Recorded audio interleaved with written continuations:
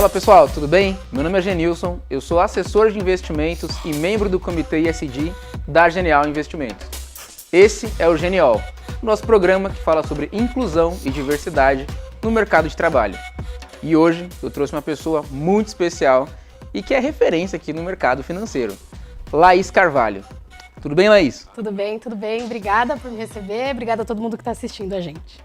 A Laís Carvalho, ela é economista-chefe, vou falar assim, economista responsável pelo Brasil no Banco BNP. E ela veio trazer um pouquinho da experiência dela e ajudar também nessa questão da inclusão no mercado de trabalho, trazer algumas soluções para a gente poder divulgar com as pessoas. Então, Laís, prazer ter você aqui, tá? Não, que isso, obrigada. O nome é mais bonito do que o que eu faço exatamente, mas é um prazer estar aqui mesmo. Modesta, né? Modesta. Mas antes da gente começar a entrar em algumas outras questões, eu queria que você se apresentasse, falar um pouquinho da tua história, né? Como que era a Laís ali pequenininha até a Laís hoje referência, e também como é que você chegou nesse banco, né? Que é um cargo legal, né? Bem bacana. Então eu queria entender um pouco mais da tua história. Eu vou tentar ser um pouco rápida, porque economista a gente gosta muito de falar, mas eu vou tentar ser um pouco breve. Eu sou a Laís, sou daqui de São Paulo, nascida e criada em São Paulo, da periferia da Zona Leste. Eu morava na Coab José Bonifácio, quando eu era criança. E o mercado financeiro nunca foi uma referência para mim ou um objetivo, assim. Quando eu pensava em banco, quando eu era criança, eu pensava nas agências da rua, assim. Eu não pensava em banco de investimento, eu não pensava que existia todas essas possibilidades. Mas meus pais, na posição que eles tinham, mesmo quando a gente era criança, eles sempre tiveram a educação como um norte. Então eles deram a educação que eles poderiam dar para mim, para minha irmã. Eu tenho uma irmã mais nova. Então a gente estudava na escola particular do bairro. E aí estudei ali sempre naquela escola. Ninguém da minha família tinha feito faculdade ainda, então... Enfim, não era algo muito próximo. A minha vida mudou mesmo assim quando eu fiz 14 anos e a escola que eu estudava lá perto da minha casa não tinha ensino médio. Então eu ia ter que mudar de escola. E eu não sei porquê, quando eu tinha 14 anos eu falei, mãe, eu não quero continuar aqui, eu quero fazer outra coisa, eu quero procurar outra coisa. E aí comecei a pesquisar as escolas e eu descobri que tinham escolas públicas muito boas de ensino médio, que você fazia um vestibular, eles chamavam de vestibulinho, para entrar, e se você passasse, você tinha acesso a um ensino de qualidade público. Eu falei, vou tentar. Quando eu entrei, chamava Cefet, hoje é o IFESP, que é o Instituto Federal de Educação Tecnológica, e na época também ainda tem, né, o Centro Paula Souza, que são as ETECs. A ETESP, a Fundação Getúlio Vargas também, né, que é essa escola técnica. E aí, quando eu entrei nessa escola técnica, primeiro que minha vida mudou, porque o Cefet, hoje que chama IFESP, fica ali do lado do Shopping D, para quem é de São Paulo, né, Zona Norte. Então, eu morava no extremo leste e eu tinha que estar às 7 horas da manhã do lado do metrô Tietê, ali na Zona Norte. E como era um vestibulinho que era bem concorrido aqui em São Paulo, tinha gente de todos os lugares. Tinha gente de Guarulhos, tinha gente da Zona Norte, da Zona Leste, da Zona Sul. Então foi ali que meu mundo se abriu e todos os meus professores tinham feito universidade pública. Então, da Laís de 14 anos para a Laís de 17, quando eu saí ali do Cefet, eu tinha certeza que eu ia cursar uma faculdade e essa faculdade ia ser pública. Então, eu acho que esse é o grande ponto, assim, que mudou muito minha vida. Além de acesso à cultura, né? Porque a gente tinha os nossos amigos e aí precisava fazer um trabalho. Ninguém ia para Itaquera para fazer um trabalho. A gente precisava achar um meio termo para todo mundo. Então, a gente ia na Biblioteca Mário de Andrade, a gente ia no Centro Cultural São Paulo, que é ali na Vergueiro. Então, foi aí que eu fui conhecendo também os marcos culturais de São Paulo, que eu nunca tive acesso, porque... Meus pais trabalhavam o tempo todo e era eu e minha irmã, e no final de semana meus pais, sei lá, tinha que fazer todas as outras coisas que eles não conseguiam fazer durante a semana. Então ninguém levava a gente pra ir no museu, assim, não era um negócio que era muito, muito acessível. Então foi aí que minha vida mudou e se expandiu. E aí eu resolvi decidi que eu ia fazer universidade, né, e ia fazer uma universidade pública. E aí economia, por que economia? Eu sempre gostei muito de matemática e de história, eram as duas matérias que eu mais gostava, só que eu nunca achei que eu tinha aptidão para ser professora. Depois, com o tempo, eu acho que sim, mas naquela época eu não queria ser professora, não queria fazer história, porque eu achava que se eu fizesse história eu só ia ser professora.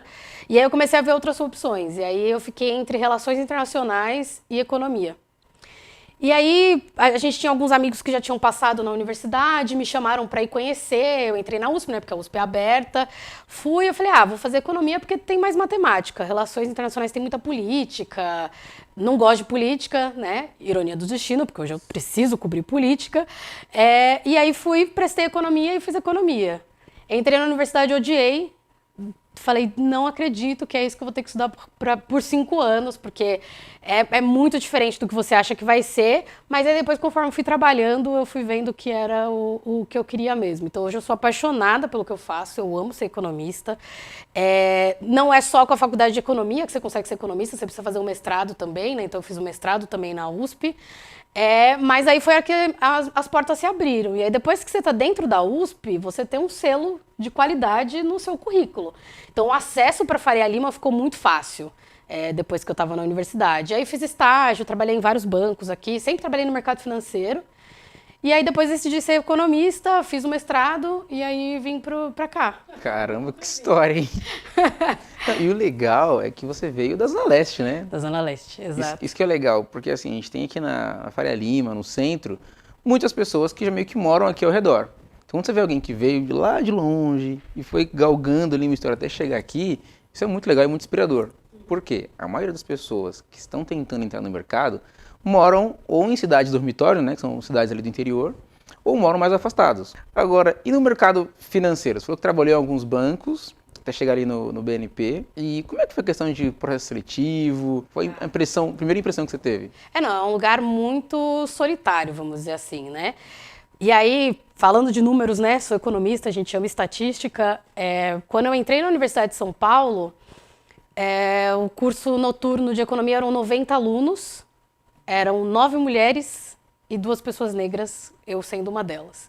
Então a gente tinha aí 10% de mulheres e 2 e pouco por cento de pessoas negras dentro da universidade, né, da USP.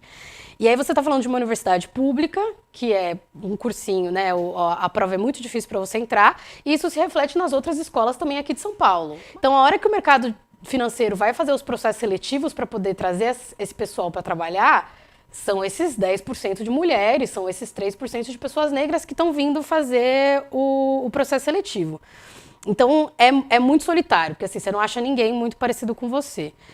Os processos seletivos em si, como eu falei que eu tinha, né, o carimbinho da USP, foi bem mais fácil, né? Então eu consegui ter acesso a diversos lugares e sempre trabalhei no mercado financeiro. E aí passei nos processos seletivos, mas sempre ou eu era uma das únicas mulheres da área, já fui a única mulher de uma área de 40 pessoas, sempre a única pessoa negra, então é um lugar muito difícil. E eu acho que a primeira barreira que a gente enfrenta, que nem estava começando antes, é a geográfica. Porque as pessoas moram aqui perto. As pessoas vêm de carro para Faria Lima, as pessoas não estão acostumadas a demorar 2h30 para chegar aqui, que era o tempo mais ou menos que eu demorava quando eu morava lá em Itaquera. Então essa é a primeira barreira, assim, que você dorme muito menos do que os seus colegas de trabalho e os seus colegas de faculdade. Eu fiz USP, é muito elitista, hoje ainda a gente tem o ingresso de pessoas com um background socioeconômico menos favorecido hoje em dia, mas enfim, ainda é muito assim. Então, você percebe que você dorme 4 horas a menos do que seus colegas da sala de aula, então você demora mais para estudar, demora mais para absorver os conhecimentos. Quando chega aqui no mercado financeiro também, você demora mais para chegar, você já dorme menos, que você está fazendo faculdade à noite. Então, acho que a geográfica é a primeira barreira. Depois que você passa a geográfica, eu acho que é essa questão de acesso, assim. Meu primeiro estágio, eu ganhava mais do que minha mãe ganhava de salário. Fora os benefícios de mercado financeiro que os meus pais não tinham. Então, a hora que eu voltava para casa, eu tinha de salário mais do que minha mãe. E eu chegava em casa e eu dava o VA em casa, né, para ajudar. E aí, é aquela coisa, assim, de você ver, efetivamente, um moleque, uma menina de 18 anos... sendo já ajudando pra caramba dentro da economia da casa, assim. Você vê que, tipo, a gente nunca passei fome, nem nada disso, mas você já começa a ver que você começa a comer melhor a família começa a comer melhor, você começa a acessar outras coisas, você começa, pelas pessoas que estão trabalhando com você, que têm acesso a coisas diferentes, você quer outras coisas, e aí vai mudando muito a sua cabeça, assim, é como se eu pensasse na Laís de antes, eu tava aqui bem com o tapume, assim, do cavalo mesmo, sabe, é aqui que eu vou viver e tal, aí vai abrindo, e você chega num momento e você fala assim, eu quero fazer intercâmbio. Eu quero perseguir uma carreira internacional no banco, sabe? Essas coisas que... E aí você volta para casa e fala isso dentro de casa, seus pais não entendem, mas seus primos entendem. E aí os seus primos começam a olhar para você e falam assim, nossa, eu quero ser que nem a Laís. Laís, me conta, como é que você conseguiu entrar nesse vestibulinho, nesse ensino médio? Laís, me conta, como é que é fazer USP? Como que você fez? E aí você vai vendo mudar muito o entorno inteiro da sua família. Assim, não é só o núcleo pequenininho da sua casa, é muito grande. E aí você começa a crescer, e aí você começa a crescer sozinho, acho que por isso que vem um pouco mais dessa solidão que você tem. E aí chega uma hora que você crescer sozinho já não basta mais, assim. Você olha em volta e você fala, gente, cadê outras mulheres? Por que não tem mulher na mesa de trading? Aí você começa a entender, putz, é porque é um ambiente muito machista. Muito, assim, muita piada, muita coisa, tá? Então acho que a gente precisa mudar esse ambiente para poder trazer mais mulheres. E aí você começa a fazer uns trabalhinhos bem de formiguinha mesmo, sabe? De ir na faculdade, abrir uma vaga de estágio, você vai lá e tenta indicar sua amiga para poder ter mais mulher, para poder ter mais gente negra.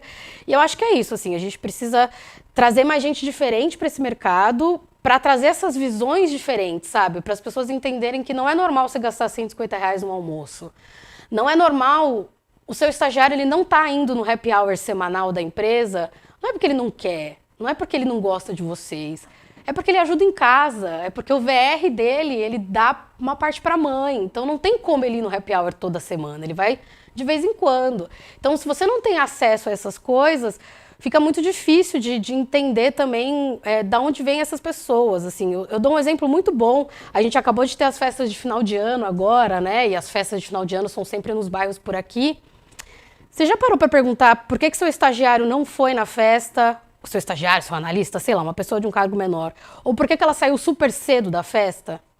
Provavelmente ela não tinha dinheiro para pagar o Uber para casa. Porque se ela pegasse o Uber 1h da manhã para voltar para o Capão Redondo, para Itaquera, ela não tem R$100 para gastar de Uber para voltar para casa.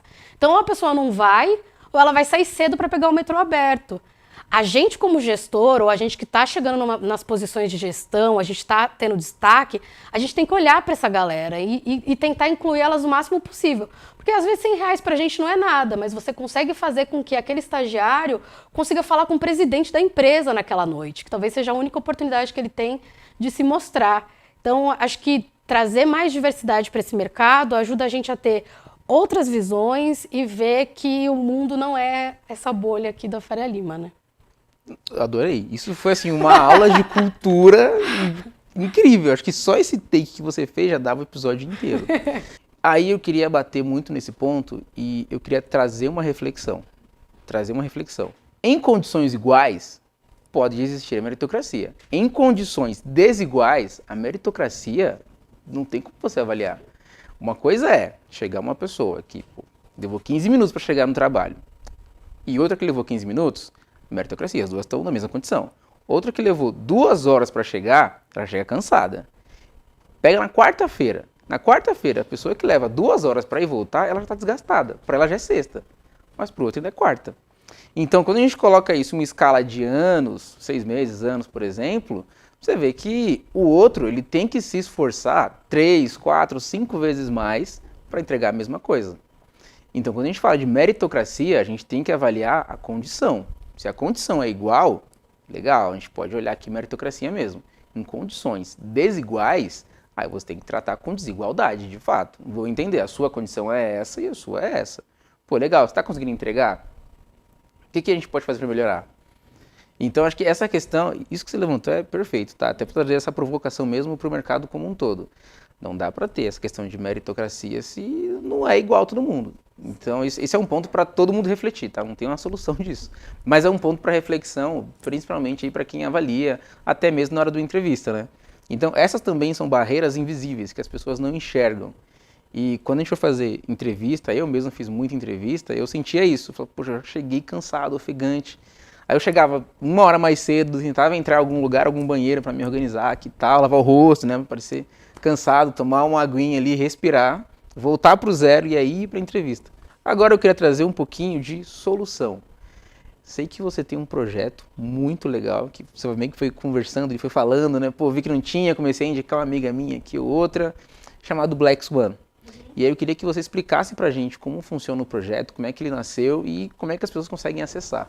A Black Swan, ela surgiu meio que por acaso, assim, até o nome, até tudo. Durante a pandemia, eu comecei a fazer um trabalho bem legal junto com o Grupo de Equidade Racial do Mulheres do Brasil, né? Então, Mulheres do Brasil é um programa para trazer mais equidade de gênero para o Brasil como um todo. E eles têm várias frentes, enfim, de violência doméstica, violência contra a mulher, e aí tem essa parte de equidade racial. E aí, nesse programa, eu acabei conhecendo várias outras mulheres que já trabalhavam aqui no mercado de alguma maneira. Inclusive, uma delas que trabalhava comigo na mesma empresa que eu trabalhava. A gente trabalhava, era um andar só de diferença. E eu nunca tinha visto essa mulher. E eu nunca tinha ouvido falar dessa mulher. E aí, eu virava assim, você conhece fulano de tal? Conheço. E você conhece tal? A gente conhecia todo mundo, mas a gente não se conhecia. E a gente falou assim, vamos montar um grupo de WhatsApp para você colocar todas as mulheres negras do mercado que você conhece, eu vou colocar as que eu conheço, porque se alguém um dia vier me pedir uma indicação, eu tenho quem indicar. Eu nunca tenho mulheres negras para indicar. A gente falou, tá bom. Esse grupo começou com 5 mulheres. E qual é o nome que a gente vai dar? Qual é o nome que a gente vai dar? Putz, vamos colocar Black Swan, né? Porque Black Swan, para quem não sabe, é um movimento que acontece, não necessariamente no mercado financeiro, mas, enfim, na vida, que é muito disruptivo. Um exemplo é a criação do Facebook. A hora que ele cria, ele traz um movimento tão disruptivo que o jeito que a sociedade vivia antes, ela já não vive mais. Internet, várias coisas. E a gente falou assim, a gente quer botar esse nome porque é isso que quando você coloca uma mulher negra aqui nesse ambiente, por mais inóspito que ele seja, ela traz com ela muita coisa. E aquele ambiente nunca mais vai ser o mesmo, dado que ela tá ali. Então foi assim que surgiu a Black Swan. E aí fomos colocando mais gente, vai trazendo mais gente. Hoje a gente tem 170 mulheres. E dentre essas mulheres, no começo eram mulheres só do mercado financeiro, então gente de equity research, de economia, trading e tal. E a gente foi expandindo para pessoas que trabalham com finanças, não necessariamente no mercado financeiro, mas querem vir para cá. Porque a gente tem muita gente que trabalha em financeiro de empresa e quer arranjar uma porta para o mercado financeiro, porque a gente sabe que paga bem mais do que as outras empresas. Mas hoje a gente tem gente de marketing, que trabalha no mercado financeiro, só que com marketing, com dados, advogada, compliance, enfim, tudo. E a nossa ideia principal é tentar cortar esses caminhos mesmo dessas dificuldades que a gente está falando, que eu acho que o que a Black Swan faz é muito importante, mas eu acho que não é só um trabalho da Black Swan. Qualquer empresa, qualquer pessoa pode fazer isso. Primeira coisa é você conseguir construir essa ponte, porque que nem eu falei, né? Tem mulheres que trabalham na área financeira, na indústria e querem vir para o mercado financeiro. Elas não conhecem ninguém no mercado financeiro, porque elas passaram a vida inteira delas na indústria. Então, a partir do momento que eu posso conectar ela com outras pessoas, sejam essas pessoas brancas, negras, mulheres ou homens, eu já consigo cortar um caminho que ela precisaria de um headhunter, ela precisaria de uma coisa muito difícil. Então é isso, assim, você conseguir conectar pessoas, é algo que você consegue fazer muito forte. Uma outra coisa que eu acho que a nossa geração está aprendendo, mas as mais jovens já vêm com isso, é mentoria. A gente precisa ensinar para as pessoas todas essas coisas ruins que a gente passou, ensinar elas a cortarem um caminho para que elas não passem a mesma coisa. Então, nossa, eu queria fazer a área de equity research. O que eu preciso estudar? Você precisa estudar isso, isso e isso. Tem esse curso, tem tal curso. Eu conheço o dono de um curso, vou falar com ele para conseguir uma vaga. Só uma coisa, explica o que é equity research para as pessoas, porque nem todo mundo vai saber o que é isso, né? Verdade. Research é pesquisa, né? E aí você tem a parte de pesquisa econômica, que é o que eu faço, né? Que você vai estudar as variáveis macroeconômicas para poder ver o que vai acontecer com o mundo, com o Brasil, né? No meu caso, daqui para frente. Equity Research é uma pesquisa do mundo de ações. Então, essas áreas, elas vão estudar, por exemplo, uma empresa aberta, vão olhar todo o balanço dessa empresa, olhar todo o funcionamento dessa empresa e tentar definir quanto é que essa empresa vale em comparação com a ação que ela tem na bolsa. Então vamos supor que você tem uma empresa X e aí você fez todo um estudo e você descobriu que a ação dessa empresa deveria valer R$10. E aí na bolsa essa ação está sendo negociada a 15. Então você fala assim, nossa, essa ação está muito... o valor dela é menor do que ela está ali. Então é melhor você vender a sua ação porque isso vai cair. Ou ao contrário. Então, que é uma das áreas glamourosas aqui do mercado financeiro, junto com várias outras, né? E eu acho que o mais importante que tem da Black Swan, e que a gente vai aprendendo a fazer isso muito sozinha, mas depois a gente consegue achar uns grupos, é esse empoderamento, é você ter alguém para conversar, é ter alguém, pelo menos para pegar na sua mão. Porque, como eu falei, nos vários lugares que eu trabalhei e trabalho ainda, você tem poucas mulheres e você tem poucas pessoas negras.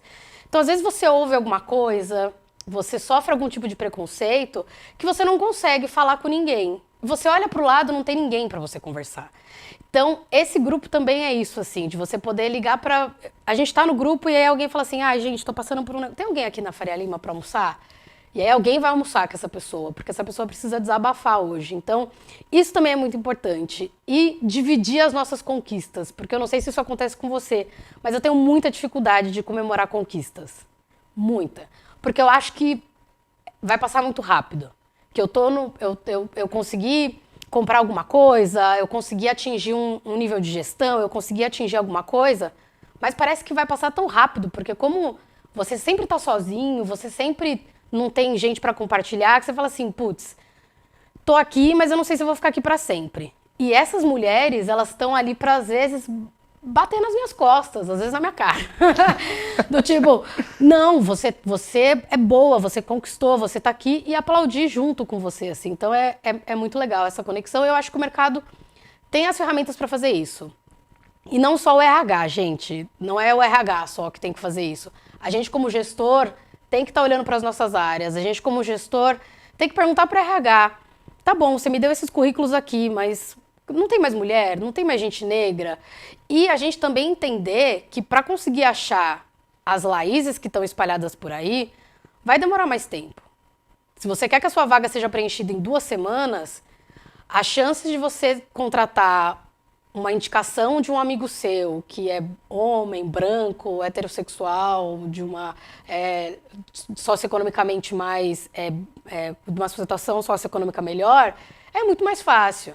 Agora, se você quiser contratar alguém que seja negro, que mora em Itaquera, essa pessoa, primeiro, ela vai ter que saber da sua vaga, ela vai ter que chegar até a entrevista, ela vai ter que chegar aqui 1 hora antes e passar no banheiro e tá.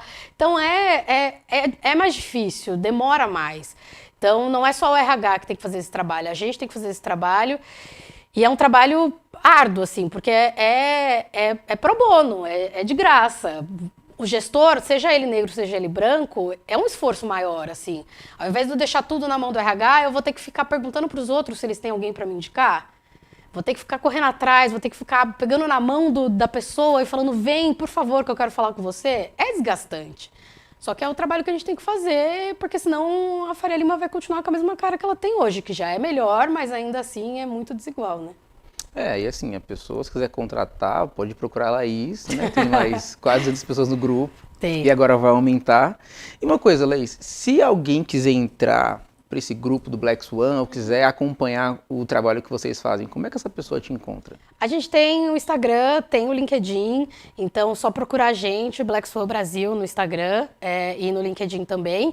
Entre em contato com a gente ali, que a gente já conversa, bate um papo e se tiver, se o perfil, né, for compatível com o que a gente quer fazer, a gente já coloca para dentro e já começa a participar das nossas ações já. Entendi. E no LinkedIn, para te achar também, é Laís também, Carvalho? Laís Carvalho, Laís com Z. Laís Carvalho. Laís Carvalho do BNP, tá? Do BNP. Não, muito legal. Acho que era isso, né? Que a gente tinha que conversar mesmo de fato. Você quer deixar uma mensagem para as pessoas? Quero, sempre quero deixar essa mensagem. Acho que o trabalho que a gente vem fazendo para trazer mais diversidade, para hackear o sistema, como a Fernanda fala, né?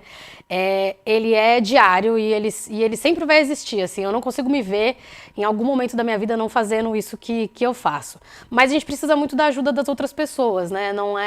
A gente não está disputando lugar com ninguém, a gente só quer a famosa meritocracia, quer que todo mundo parta do mesmo lugar, que as oportunidades sejam iguais para todo mundo, para que a gente possa se desenvolver também da mesma maneira que as outras pessoas se desenvolvem. E todo mundo pode ajudar um pouco. Se você tem um cargo de gestão, fica um pouco mais fácil, mas se você não tem, ou mesmo se você não esteja no mercado financeiro, consuma coisas negras, procure pessoas, procure supermercados, procurem empreendedores negros e consumam dessas pessoas. Acho que a gente tem hoje acesso a muita informação em que a gente consegue sair um pouco da nossa bolha, de só receber, só ser passivo em muitas coisas. Então, mesmo que você não consiga mudar o ambiente de trabalho que você está, comece a prestar atenção nos lugares que você frequenta. Quantas pessoas negras estão almoçando no mesmo lugar que você? Quantas dessas pessoas estão pagando pelo almoço e não te servindo? Se esse lugar não recebe pessoas negras, provavelmente você tem algum problema. Então comece a frequentar outros lugares, comece a enaltecer trabalhos de outras pessoas. Consuma audiovisual negro. Isso é muito importante, que a gente sabe o poder que a gente tem na mão como consumidor. E acho que é isso, assim, o meu trabalho incansável é fazer com que a gente tenha renovações. Eu quero chegar um dia, e se eu tiver que não ser mais economista responsável por Brasil no BNP, que eu consiga colocar uma pessoa que se pareça minimamente comigo, né? O Gilberto, do Pacto, fala muito que a vida dele, a missão de vida dele é que ele seja substituído por uma mulher negra. E eu acho que a missão da minha vida eu quero muito ser substituída por uma mulher negra, mas eu quero que ela seja trans também. Então, acho que é isso, gente. Obrigada. Ótimo, parabéns. Grande desafio. Grande desafio. A gente vai te ajudar nisso aí. Grande desafio, é isso. Então é isso, queria agradecer muito aqui a sua presença. Foi muito legal esse bate-papo. Espero que a gente converse mais vezes, faça mais bate-papos ali. E no que precisar, conte comigo, tá? Tá bom, obrigada, gente. Obrigada mesmo. Então, pessoal, esse foi um episódio do Genial. Espero que vocês tenham curtido. Assistam os episódios anteriores, curtam, compartilhem e comentem também. Grande abraço e contem conosco.